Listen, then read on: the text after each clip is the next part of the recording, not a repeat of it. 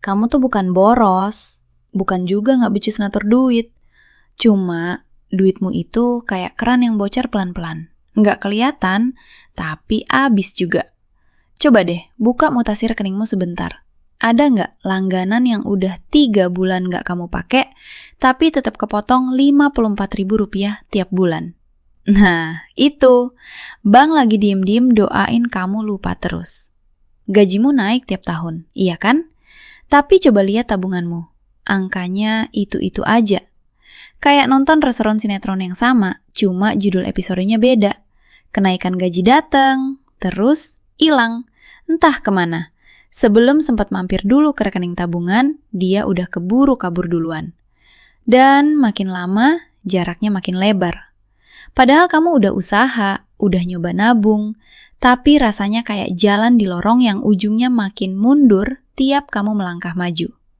Sekarang, jangan buru-buru nyalahin diri sendiri dulu. Soalnya sistemnya emang didesain biar kamu nggak sadar. Bank untung dari kelupaanmu. Marketplace untung dari filosofi check out dulu, mikir belakangan. Dan inflasi diam-diam ngerampok nilai uangmu tiap tahun tanpa perlu todongin apa-apa. Rapi banget, itu perampokan paling sopan yang pernah ada. Tapi tenang, ini bukan soal kamu kurang gajian. Ini soal kebocoran yang belum pernah kamu petain. Di video ini, aku bakal bongkar 20 kebiasaan hemat yang beneran ngerubah tabunganku. Bukan yang model stop beli kopi, nanti kaya, tapi yang dampaknya kerasa sampai ke rekening. Dan jujur aja, beberapa dari kebiasaan ini kebablasan. Ada yang bikin aku nyesel sendiri pas dijalanin. Nanti aku kasih tahu mana yang worth dicoba dan mana yang mendingan kamu skip. Biar hidupmu nggak keburu suram duluan sebelum sempat kaya. Sebelum lanjut, coba komen di bawah. Langganan atau pengeluaran diam-diam apa yang baru kamu sadar pas nonton ini? Aku beneran penasaran, soalnya polanya biasanya sama ke semua orang. Dan kalau kamu emang niat pengen lihat duitmu berhenti ngucur ke tempat yang salah, subscribe Mama Cuan sekarang. Biar pas aku bongkar satu-satu di video ini, kamu nggak ketinggalan. Oke, 20 kebiasaan. Aku bagi biar gampang dicerna, bukan biar kelihatan kayak makalah. Yang pertama, dan ini paling nyakitin buat banyak orang, aku hampir berhenti makan di luar. Bukan berhenti sebulan sekali, tapi bener-bener jarang, kecuali momen yang emang spesial. Coba hitung deh, kalau kamu jajan makan siang plus ngopi kekinian tiap hari kerja, itu gampang tembus Rp50.000-Rp70.000 sehari. Kaliin sebulan, kaliin setahun, itu bisa 10-15 juta rupiah yang lewat gitu aja tanpa pernah masuk ke pos tabungan. Uang segitu aku alihin ke investasi. Dan iya, aku tahu ini kedengeran ekstrim. Tapi begitu kamu ngeliat angkanya hitam di atas putih, susah buat pura-pura nggak lihat. Yang kedua, meal prep. Tiap minggu aku rencanain semua makanan, belanja sesuai kebutuhan, masak sekali buat beberapa hari. Ini bunuh 3 masalah sekaligus. Makanan gak kebuang sia-sia, rata-rata rumah tangga itu buang makanan senilai jutaan rupiah setahun tanpa sadar. Terus belanja impulsif hilang, sama godaan buka aplikasi ojol buat pesen makan juga hilang. Soalnya kalau di rumah udah ada makanan siap, buat apa bayar 3 kali lipat buat sesuatu yang lebih ribet dari sekedar buka kulkas? Tapi aku jujur ya, ini yang kebablasan. Bertahun-tahun aku makan itu-itu aja. Telur, tempe, nasi, sayur rebus. Sampai sekarang aku sendiri agak males lihat menu itu lagi. Hemat iya, tapi ada harga yang nggak kelihatan di laporan keuangan. Rasa bosen yang nempel lama. Itu baru 2 soal dapur. Masih ada 18 lagi, dan yang paling gede dampaknya justru nggak ada hubungannya sama makanan sama sekali. Yang ketiga, ini gratis tapi dampaknya gede. Aku otomatisin tabungan di hari gajian. Kebanyakan orang nabung dari sisa. Masalahnya, selalu ada aja yang kebetulan abisin sisa itu. Jadi aku balik logikanya. Duit pindah ke tabungan atau reksadana pasar uang duluan, sebelum otak sempat mikir, boleh deh sekali ini. Sisanya baru buat hidup sehari-hari. Simple, tapi ini yang bikin nabung gak butuh niat baja tiap bulan. Terus, nego tagihan. Internet, paket data, premi asuransi. Perlakuin itu semua kayak harga yang bisa ditawar, bukan angka mati. Provider itu naikin harga diem-diem karena mereka yakin kamu malas protes. Coba telepon, bilang mau pindah ke kompetitor. Sejam ngobrol, potensi hemat ratusan ribu setahun. Nggak ada cara lain buat dapat upah sejam sebagus itu. Sekarang bagian yang bikin banyak orang diem sejenak. Aku dan pasangan cuma pakai satu kendaraan bertahun-tahun. Kendaraan kedua yang cuma dipakai 2 kali seminggu itu tetap makan biaya. Pajak, servis, parkir, bensin, bisa belasan juta setahun buat sesuatu yang kebanyakan diem di garasi. Kami jual kendaraan kedua. Repot? Kadang iya. Tapi belasan juta itu tiap tahun sekarang kerja buat kami, bukan sebaliknya. Dan soal kendaraan, kalau beli, aku selalu bayar cash, bekas, bukan kredit. Cicilan kendaraan baru rata-rata bisa 3-5 juta rupiah sebulan. Itu 40-60 juta rupiah setahun buat aset yang nilainya turun terus. Bayangin uang segitu diinvestasiin selama 10 tahun. Angkanya bisa ratusan juta.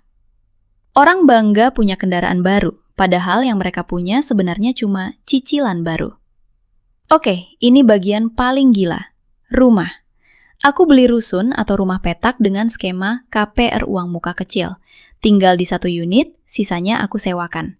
Hasil sewa itu nutup seluruh cicilan KPR. Artinya, biaya tempat tinggal aku secara efektif 0 rupiah.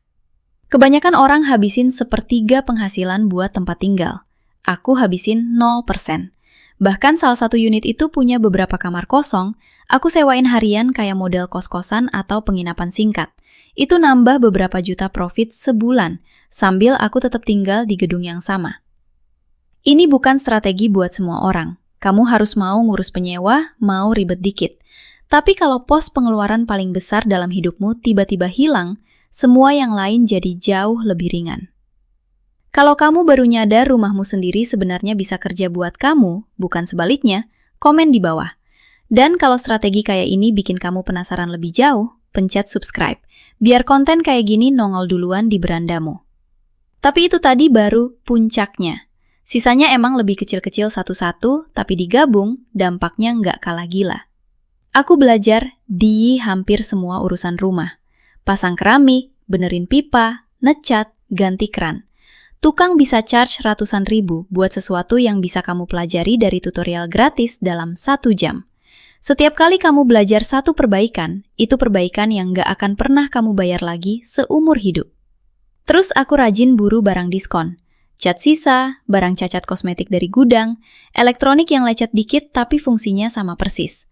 Bahkan sempet jadi cuan sampingan. Beli barang diskon gede, jual lagi.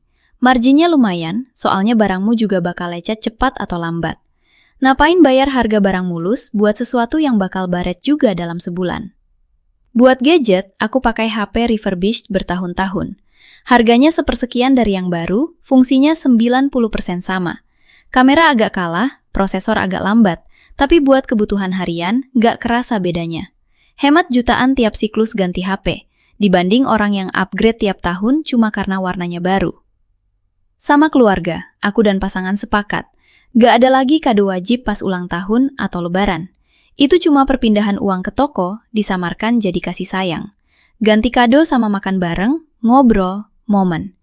Awalnya rada canggung, sekarang malah lebih hangat dan jelas lebih murah. Aku juga hampir berhenti beli minuman kemasan atau kopi kekinian. Margin di situ gila-gilaan. Kopi seharga 25-30 ribu rupiah itu, kalau kamu beli tiap hari kerja, gampang tembus 7-8 juta rupiah setahun. Diinvestasiin 20-30 tahun, itu bisa jadi puluhan juta lebih. Kopinya sih enak, tapi biaya kesempatannya yang bikin sakit hati. Sisanya ini soal sistem berpikir, bukan cuma habit satuan. Aku catat tiap rupiah masuk dan keluar. Nggak obsesif, tapi konsisten. Sebulan aja nyatet, kamu bakal nemuin langganan yang lupa, biaya yang nggak kamu sadari, kategori pengeluaran yang ternyata 2 kali lebih gede dari perkiraan. Aku juga rajin buru biaya-biaya receh, biaya admin bulanan, biaya transfer antar bank, denda telat bayar. Satu-satu kelihatan kecil, sengaja didesain biar kamu malas protes. Tapi di total setahun, itu bisa ratusan ribu yang murni hilang buat gak ada apa-apa. Sebelum beli sesuatu yang bukan kebutuhan, aku pakai aturan tunggu. 7 hari buat barang kecil, 30 hari buat yang lebih gede. Kebanyakan keinginan itu muap sendiri kalau dikasih waktu. Yang masih kamu ingat dan masih kamu mau setelah sebulan, biasanya emang layak dibeli. Sesekali kami juga coba tantangan gak belanja sama sekali, selain kebutuhan pokok. Sehari, gampang. Seminggu, lumayan berat. Sebulan, itu reset total. Kamu jadi ngeh berapa banyak belanja yang sebenarnya cuma pelarian dari bosen, bukan kebutuhan beneran. Dan yang terakhir dari daftar ini, aku selalu hitung biaya per pemakaian sebelum beli barang. Baju Rp300.000 yang dipakai 50 kali jauh lebih murah daripada baju diskon Rp100.000 yang cuma dipakai 2 kali terus nyangkut di lemari. Pertanyaannya bukan, ini murah nggak? Tapi tiap kali aku pakai ini, biayanya berapa? Nah, semua kebiasaan tadi itu soal detail. Tapi ada satu hal besar yang nutupin semuanya kalau kamu abaikan. Gaya hidup ikut naik setiap kali penghasilan naik. Orang dapat kenaikan gaji, langsung upgrade kos jadi apartemen. Dapat bonus, langsung deh kendaraan baru. Dalam hitungan bulan, penghasilan yang lebih besar udah habis diserap gaya hidup yang lebih besar juga, dan tabungannya tetap itu-itu aja. Aku sengaja gak lakuin itu. Pas penghasilan sampingan mulai masuk, pas channel ini mulai menghasilkan, pengeluaran kami tetap flat kayak waktu masih pas-pasan. Semua kelebihannya lari ke tabungan dan investasi. Jaraknya jadi makin lebar, tapi kali ini jaraknya kerja buat kami, bukan makan kami dari dalam. Dan yang bikin semua ini mungkin, aku nggak pernah cuma andelin satu sumber penghasilan. Aku coba banyak hal sekaligus, kebanyakan gagal, tapi cukup satu yang nyambung buat ngubah segalanya. Bukan soal satu ide jenius, soal seberapa banyak kesempatan yang kamu kasih ke diri sendiri buat kepleset ke keberuntungan. Oke, itu tadi 20 kebiasaan yang paling sering aku pakai. Tapi sebelum kita udahan, biar adil, aku jujur dulu sama kamu. Beberapa dari 20 kebiasaan tadi kebablasan. Makan itu-itu aja tiap hari, hemat sih, iya. Tapi sekarang lihat menunya aja aku udah males. Itu ongkos yang nggak pernah muncul di laporan keuangan, tapi kerasa tiap hari kamu duduk di meja makan. Terus, pas nikah dulu, kami ambil versi paling hemat yang ada. Nggak ada dokumentasi, nggak ada foto profesional. Uangnya emang kesimpen banyak. Tapi sekarang, tiap kali pengen nostalgia momen itu, yang ada cuma ingatan yang makin pudar. Nggak ada satupun yang bisa dipegang. Jadi biar jelas ya, hemat itu bukan tujuan hidup. Hemat itu cuma alat. 20% usaha pertama, otomatisasi tabungan, tutup kebocoran yang udah jelas-jelas kelihatan, jangan biarin gaya hidup naik tiap kali penghasilan naik, itu yang ngasih 80% hasilnya. Sisanya, yang ekstrim-ekstrim itu, cuma nambah dikit, tapi ngambil banyak dari kebahagiaanmu. Begitu hemat mulai bikin kamu kehilangan hal yang beneran penting, itu tandanya arahnya udah kebalik. Alatnya lagi makan majikannya sendiri. Dan ini bagian yang paling penting dari semuanya. Orang yang beneran kaya bukan selalu orang yang gajinya paling gede. Itu orang yang paling jeli lihat kemana uang yang ngucur, terus nutup keran itu satu-satu. Pelan-pelan, sadar penuh, bukan sambil merem. Jangan cuma manggut-manggut nonton video ini, terus balik lagi ke rutinitas yang sama. Itu opsi paling gampang dan diam-diam paling mahal. Coba begini. Pilih 3 kebiasaan dari 20 tadi. Bukan 20-nya sekaligus, kamu bukan robot, dan aku juga bukan lagi ngasih tugas kuliah. Jalanin selama sebulan. Catat sendiri angkanya. Jangan percaya kata orang. Percaya mutasi rekeningmu. Kalau malam ini kamu nemu satu bocoran yang baru kamu sadar, tulis di kolom komentar. Bukan buat pamer. Biar yang baca juga ikut ke notis bocorannya sendiri. Dan kalau kamu emang niat pengen lihat duitmu berhenti ngucur ke tempat yang salah, subscribe Mama Cuan sekarang. Video berikutnya, aku bongkar satu sistem lagi yang bikin kamu ngerasa makin miskin padahal gajimu naik terus tiap tahun. Duitnya ada kok. Kamu cuma perlu berhenti, biarin dia kabur diam-diam.